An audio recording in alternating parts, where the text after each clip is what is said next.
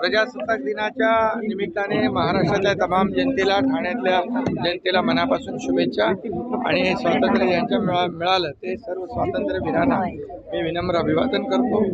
आणि या सर्व ज्या काय महाराष्ट्र सरकारच्या वतीने या राज्याचा जो गतिमान विकास होतोय तो अधिक वेगाने यापुढे होईल आणि या राज्यातल्या सर्वसामान्य लोकांच्या जीवनामध्ये चांगले दिवस येतील। लाडकी बहीण, लाडका भाऊ, लाडके शेतकरी, लाडके ज्येष्ठ, लाडके युवा या सगळ्यांसाठी गेल्या 2.5 वर्षात आम्ही काम केलं, म्हणून जनतेने देखील शिक्कामोर्तब केलं, कामाची पोचपावती दिली। आता देवेंद्रजींच्या नेतृत्वाखाली या राज्याचा अधिक वेगाने विकास या ठिकाणी होईल। आता दावोसमध्ये नुकताच जो आपला मुख्यमंत्री देवेंद्रजी आणि उद्योगमंत्री उदय सामंत यांच्या मार्गदर्शनाखाली 15 लाख कोटीचे करारनामे झाले।